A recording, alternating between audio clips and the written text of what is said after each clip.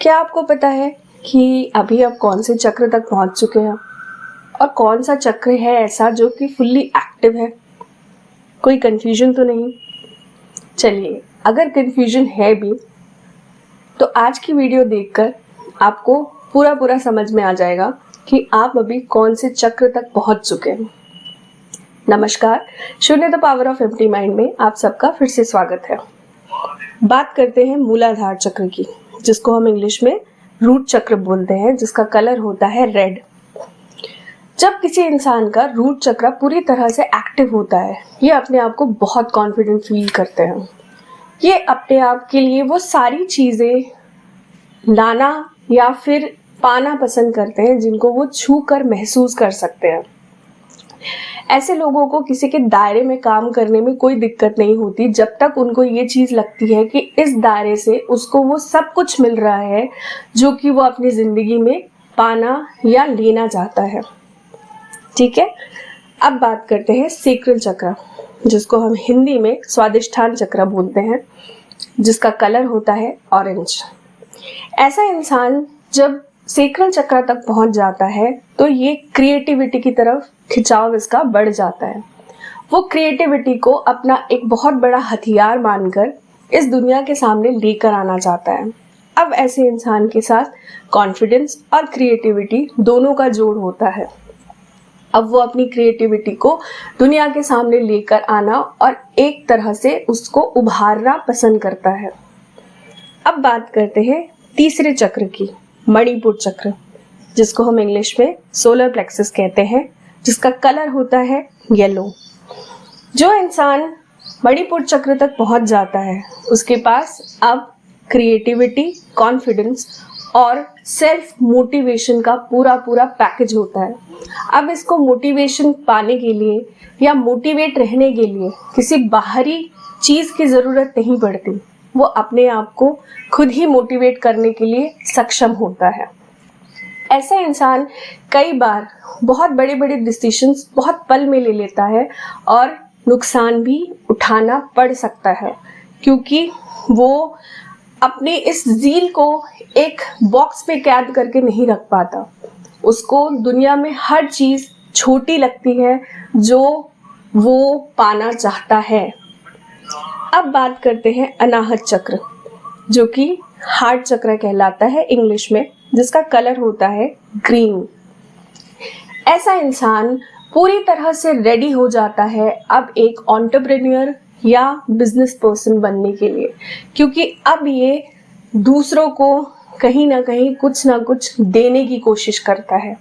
इसको हर चीज़ में प्यार समझ में आने लगता है। अब ये किसी के दायरे में काम नहीं कर सकता, ये सर्विसेज प्रोवाइड करता है और कहीं ना कहीं उस सर्विस को वो प्यार से भर के उभारता है, जिस कारण वो किसी के अंडर में रहकर काम करना बोझ समझता है। अब बात करते हैं विशुद्ध चक्र, जिसको इंग्लिश में थ्रोट चक्र कहते हैं, जिसका कलर लगभग स्काई ब्लू कलर का होता है। अब ये इंसान कहीं ना कहीं अपने आवाज़ का इस्तेमाल करता है लोगों को मोटिवेट करने के लिए और एज अ सिंगर, और मेरे जैसा इंसान जो कि आपको कुछ ना कुछ अपनी आवाज़ के ज़रिए देने की कोशिश करता है। अब इसकी आवाज़ में एक बड़ी ही प्यारी सी खनक होती है और सुनने वाले को उनकी आवाज़ से सुनी हुई चीज़ें बहुत प्रभावित करती है। ये इंसान अब कॉन्फिडेंस, क्रिएटिविटी, सेल्फ मोटिवेशन और लव से भरा हुआ होता है। क्या आप यहाँ तक पहुँच गए? अगर पहुँच गए तो कॉन्ग्रेचुलेशंस। अब बात करते हैं आज्ञा चक्र की, जिसको हम थर्ड आई कहते हैं, जिसका कलर होता है इंडिगो या फिर डार्क ब्लू।